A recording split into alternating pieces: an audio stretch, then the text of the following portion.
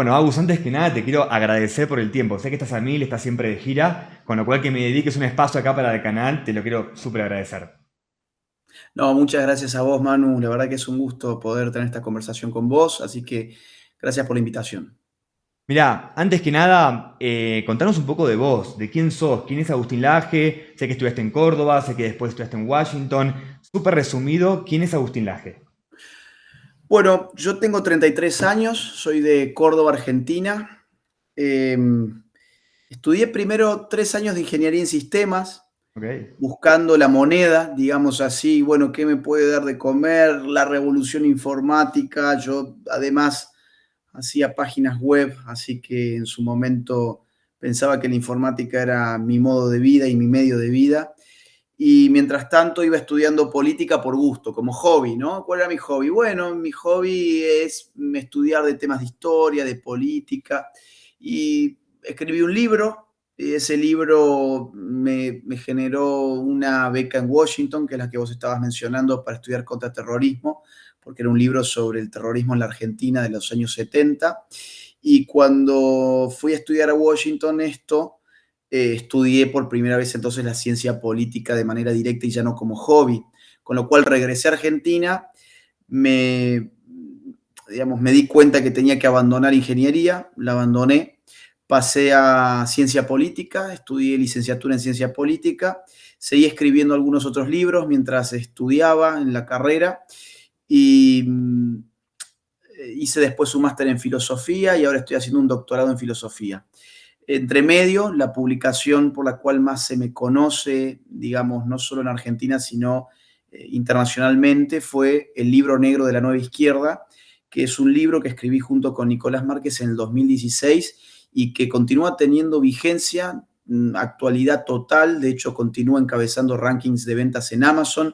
La verdad es un libro que a mí me ha sorprendido mucho, porque mantener un libro tantos años que siga en el interés de la gente es porque, bueno, anticipamos un poco lo que iba a pasar con distintos temas que están muy en boga, como el feminismo, el aborto, la ideología de género y otras ideologías parecidas. De hecho, leí el libro y es increíble porque hay que tener coraje para escribir eso. Te abre la cabeza en muchas cosas, pero va súper en contra de todas las tendencias actuales. Entonces, Sí. sí, como cuando escribiste eso, ¿cómo pensaste que se iba a recibir? Porque la verdad que es lo que tratás y la forma que lo tratás, si bien está bueno leerlo, realmente, y no importa que pienses en las antípodas de Agustín, creo que está muy bueno, te abre mucho la cabeza, ni hablar cuando el caso del doctor Manny, por ejemplo. Ajá. Pero, ¿qué sentiste cuando publicaste eso? ¿Cómo iba a ser recibido? Mirá, nosotros lo empezamos a escribir en el 2015 y no era un tema realmente. O sea, el feminismo no estaba realmente difundido como hoy. El Día de la Mujer no terminaba habitualmente como termina hoy, con esas manifestaciones, donde rayan la ciudad y donde, no sé, tiran sus piedras contra alguna iglesia de por ahí. El tema LGBT tampoco era un tema así de masas, donde estuviese las 24 horas en la pantalla. El tema del aborto ni se sospechaba que podía pasar por la Argentina. Y entonces, cuando nosotros escribimos el libro, lo escribimos porque teníamos digamos, la intuición politológica de que esos temas iban a llegar muy rápidamente, porque en nuestro análisis esos temas estaban siendo aprovechados por las izquierdas. Esa era su nueva Ok. máscara. Por eso el libro se llama El Libro Negro de la Nueva Izquierda, ¿no? La izquierda deja atrás al Che Guevara, por eso la tapa del libro es el Che con los labios pintados, los ojos pintados, medio, digamos, transformado en un icono homosexual, lo cual es ridículo y contradictorio, porque el Che Guevara precisamente tenía un desprecio total y absoluto por los homosexuales.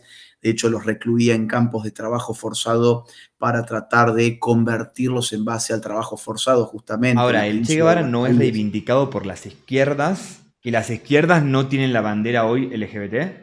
Bueno, por eso mismo el libro juega con esa Claro. paradoja ya desde la tapa misma. Y además es la nueva izquierda. La vieja izquierda era la izquierda del Che, de Fidel, la izquierda de Mao, de Stalin, de Lenin, ¿no?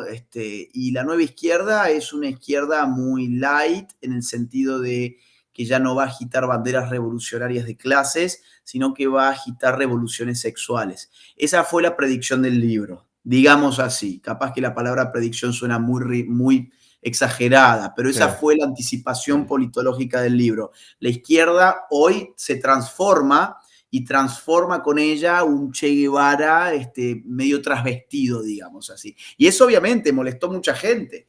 Y molestó mucha gente porque terminó encima teniendo más que ver con la realidad que con una predicción que no se cumplió. En América Latina en general y en el mundo, estas causas han determinado el curso de la cultura y de la política de los últimos 5 años por lo menos. Y el libro se anticipó un poco a eso y por eso tuvo el éxito que tuvo. ¿Y cómo te definís de derecha, libertario? Porque tu libro, si bien es verdad que de hecho hablas sobre toda la nueva izquierda, después quiero hablar también de la nueva derecha, que es tu nuevo libro, pero Sí. la nueva izquierda la tratás en ese libro. ¿Cómo te definís vos? Porque me llama la atención que cosas de ese libro pueden incluso incomodar a sectores libertarios. Sí, de hecho los incomodaron, porque los sectores libertarios, no todos, vamos a decir la mitad, un 50% de esos sectores, digamos, no veían ningún problema en estas causas. El libertarismo, para quienes nos están escuchando, se define, vamos a hacerlo de una forma muy simple, como aquella filosofía política que quiere reducir hasta un mínimo posible el Estado, hasta un mínimo posible, incluso tratar de empujar casi hasta su no existencia. Entonces, el problema del libertario pasa en general cuando el Estado se hace cargo de funciones que no le corresponden. En el libro yo me apoyo en autores muy queridos por los libertarios, como Ludwig von Mises Mm. o Hayek. Yo soy más bien hayekiano. Estoy hablando de dos filósofos economistas de la escuela austríaca, que es por ejemplo la que sigue Javier Milei, solamente que Javier es más rothbardiano, o sea, sigue a Murray Rothbard. Y lo que yo quería mostrar en ese libro, o en mi parte del libro, porque fue escrito de a dos, era que la ideología de género sí era un motivo para temerle al Estado, porque se estaba imponiendo a través del Estado, y que el feminismo ya no tenía nada que ver con ese feminismo liberal decimonónico o incluso del siglo XVIII que algunos liberales reivindican. Eh, Eso ya es parte de la historia. El feminismo actual es estatista, el LGBT es un movimiento estatista, los movimientos de género son ¿Por estatistas, qué? las demandas del aborto son ¿Por qué lo estatistas y yo, serían? perdón. ¿Por qué lo serían? ¿Por qué son estatistas? Ok, muy bien. Lo serían porque sus demandas siempre requieren algo que se llama igualdad sustantiva. Un liberal lo que reivindica es igualdad ante la ley, que el Estado nos trate iguales, independientemente de, por ejemplo, si soy hombre o soy mujer, si soy creyente o no soy creyente, si soy alto o soy bajo, si soy blanco o soy negro, si me gustan los hombres o las mujeres. Un liberal está de acuerdo con la libertad, con la igualdad ante la ley, que es la garantía de la libertad individual. Ahora bien, los movimientos LGBT, los movimientos feministas, los movimientos de género, no están pidiendo igualdad ante la ley, están pidiendo igualdad a través de la ley. Te voy a poner un ejemplo. Vamos a ver, el asunto de las leyes de cuotas de género, que han empezado a hacer cuotas de género en el espacio público. Queremos mitad hombres, mitad mujeres. Ah, bueno, pero también tenemos acá gente de la comunidad trans. Bueno, también vamos a tener que hacer una cuota de género para la comunidad trans. Eso muy rápidamente termina permeando en las empresas, digo, como una directiva estatal, como una obligación estatal, y en Argentina hace ya casi 2 años vos tenés una ley que te obliga a que si armás una sociedad, por ejemplo, comercial, necesitas un directorio mitad y mitad.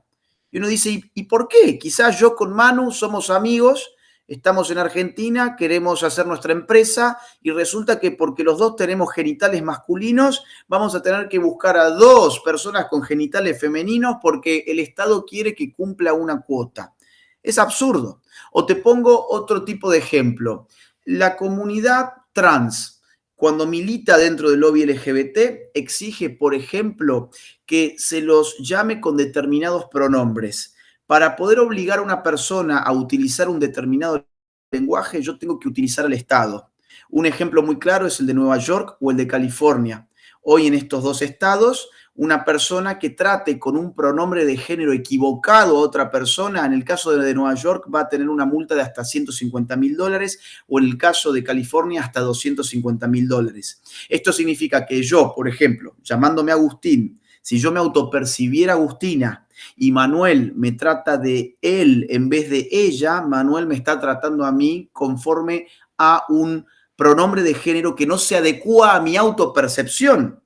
Con lo cual, Manuel puede terminar teniendo un problema grave con el Estado. En otras palabras, vos me podrías imponer a mí cómo yo tengo que percibirte. Exactamente, Eso. pero ¿cómo te lo impongo? A través del Estado, porque el Claro, Estado es entiendo. el organismo que monopoliza la fuerza, con lo cual siempre la recurrencia es hacia el Estado. Ni hablar en el mundo de los deportes, ni hablar en el mundo de los deportes donde, digamos, hombres biológicos que se autoperciben mujeres, comúnmente llamados transgénero o transexuales, dependiendo si se han hecho una cirugía o no, están ingresando, digamos, casi que hasta masivamente en ligas femeninas, y es el Estado el que está imponiendo ese ingreso a través de una ley que se llama Ley de Identidad de Género, que lo que te dice básicamente es que vos sos lo que autopercibís ser, punto final.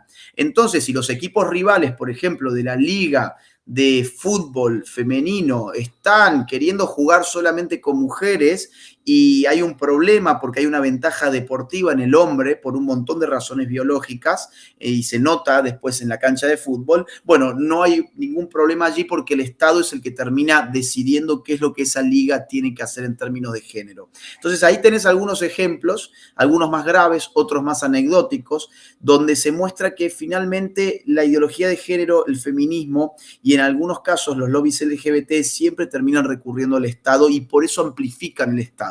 Por eso hemos visto crecer ministerios de género, ministerios de la diversidad, oficinas de la inclusión. Toda esa militancia hoy parasita el Estado en prácticamente toda América Latina. No, entiendo un poquito lo que me decís sobre a través de la ley, básicamente utilizan el Estado para forzar lo que, por lo que me estás definiendo vos, ¿no? Suena más a discriminación positiva en algunas cosas. ¿Puede Mirá, ser? si me permites un ejemplo, porque, digamos, acabas de dar en el clavo. Te pongo un caso, Noruega. En Noruega, que son los campeones de la igualdad, supuestamente, advirtieron que ellos tenían un gravísimo problema porque hay una brecha salarial entre hombres y mujeres que obedece al tipo de carrera que hombres y mujeres escogen libremente. Entre ellas, la que yo te mencionaba al inicio, ingeniería. Ingeniería es una carrera que paga bien. Con lo cual, aproximadamente había una proporción de 9-1 en los matriculados de ingeniería. O sea, cada 9 hombres que se matriculaban en una carrera de ingeniería, una mujer se matriculaba en ingeniería. Ahí es donde interviene el Estado con una política de igualdad de género, no igualdad ante la ley, sino igualdad de género, y mete un subsidio. Y subsidia entonces a las mujeres que van a matricularse en ingeniería, logrando un crecimiento de la matriculación femenina en carreras de ingeniería. Esto, por empezar, genera una desigualdad ante la ley. Ya no hay un trato igualitario frente a la ley porque por mis genitales yo puedo recibir un subsidio a diferencia de un hombre que estudia exactamente lo mismo que una mujer y que no recibe un subsidio del Estado. O sea, ya partamos, la igualdad de género es contraria a la igualdad ante la ley y queda claro con este ejemplo. Pero genera un daño extra, que es que vos imaginate la cantidad de mujeres que ingresan en ese momento, no porque quieran hacer ingeniería, sino porque quieren recibir una paga del Estado. Cuando el Estado dice, hemos logrado la igualdad porque hemos incrementado la matrícula femenina en ingeniería, ¿qué hace Noruega? Le quita el subsidio. ¿Y qué pasa con la matriculación a futuro? Vuelve a su estado normal. ¿Por qué? Porque si se dejaba en libertad a los individuos eligen de una manera que sea acorde a su proyecto de vida. Ahora, ¿qué pasará con todas esas mujeres que han elegido ingeniería simplemente porque había un soborno estatal de por medio? Yo me pregunto, ¿ejercerán su carrera? ¿Serán felices con ese proyecto de vida que estuvo condicionado por un subsidio estatal? Bueno, ahí hay muchas preguntas que hay para hacerse, pero es un buen ejemplo porque distingue lo que es la igualdad ante la ley de la igualdad de género, por ejemplo. Quiero agarrar este último punto. La verdad que yo tenía como hay unas preguntas que te quería hacer, pero quiero agarrar esto que dijiste porque un poquito de lo que interpreto de lo que me decís es que agarrás la naturaleza de la mujer a elegir determinadas fuentes laborales, trabajos, estudios o forma de vivir. Sin embargo, creo que la ideología de género o el feminismo o el movimiento LGBT, como lo quieras denominar, te va a decir no. no es así. En realidad fue adoctrinada a eso, es social, Sí. no es natural. Entonces, ¿es social? ¿Es natural? ¿De dónde parte esto? Mira, vamos a explicarlo de una forma bien simple.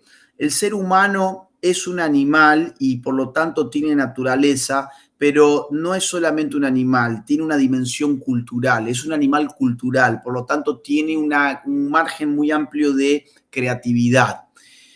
Comer. Comer es algo natural y todos diríamos sí, porque si no comemos, morimos. Es decir, yo tengo una función alimenticia que cumplir. Comer es un acto natural. Sí, pero también es un acto cultural, porque, digamos, las culturas comen distinto. Hay culturas que comen con cubiertos, hay culturas que comen con palitos, hay ciertas culturas que comen con la mano. Hay culturas que comen en una mesa, hay culturas que comen en el piso, hay culturas que eructan después de comer, hay culturas que condimentan de una forma, otras que condimentan de otras, algunas que se hacen más resistentes al picante, como en México, otras que menos resistentes, como Argentina. Claro, pero ese desarrollo cultural se hace sobre una base natural que se llama, bueno, el ser humano en un término biológico de la existencia, ¿no? Existimos como animales, no somos mera cultura. Ahora, ¿la cultura impacta sobre la vida? Claro que sí. Lo mismo pasa con el sexo. El sexo es un ámbito biológico, natural, que tiene determinantes biológicas, pero por supuesto que sí. Por supuesto que hombres y mujeres biológicamente somos distintos y somos distintos desde el mismo momento en que arranca nuestra existencia. En el momento de la fecundación, que se da un proceso que se llama singamia, que es la fusión de los núcleos de los gametos, es decir, se fusionan el núcleo del espermatozoide con el núcleo del óvulo, cada uno tiene 23 cromosomas y normalmente dan lugar a un individuo genómicamente independiente de 46 cromosomas. En uno de esos cromosomas está contenida la información genética sexual. Y esa información genética sexual va a desarrollar individuos muy distintos en términos sexuales desde el momento uno.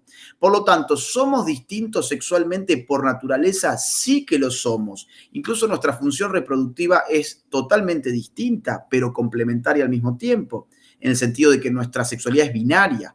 Es decir, hay hombres y mujeres, hacen falta dos sexos para reproducir, pero culturalmente hay un influjo. Esto es innegable, hay un influjo. Hay culturas donde los hombres usan falda, hay culturas donde los hombres que usan falda son vistos de una forma rara.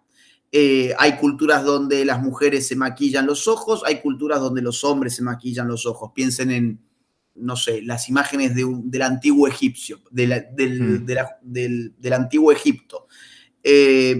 ¿Hay variabilidad en nuestra expresión sexual? Por supuesto que la hay. Hay distintas culturas de cortejo, de seducción, por supuesto que sí. Entonces, ¿cuál es el problema de la ideología de género? Que la ideología de género simplifica esa realidad que es muy compleja, diciéndonos, no, acá en verdad el ser humano no tiene naturaleza, el ser humano no define su identidad en ningún sentido a través de la biología, el ser humano es pura cultura. Pero como la cultura es siempre un producto social, eso significa que hemos sido engañados cuando pensábamos que habían dos, hombres y mujeres, y hemos sido engañados cuando pensábamos que esas identidades tenían algo fijo, algo permanente y algo no elegido.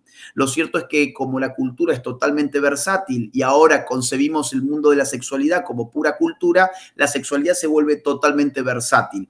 Y esto configura, digamos, un gran engaño, un engaño que quienes más lo sufren evidentemente son personas con disforia de género, por ejemplo, o sea, personas que no se autoperciben en su propio cuerpo, sino que autoperciben, digamos, ser de un sexo distinto, porque estas personas son empujadas a un combate contra su propia naturaleza, un combate contra su propio cuerpo que está perdido de antemano y que requiere además un esfuerzo a nivel salud muy importante, estarse inyectando y consumiendo hormonas que tu cuerpo no produce, someterse a cirugías estéticas de distintos tipos, y mientras tanto, evidentemente lo que estoy diciendo es muy políticamente incorrecto, lo sé, pero esas personas, digamos, al final del día, dan una lucha que es imposible de ganar.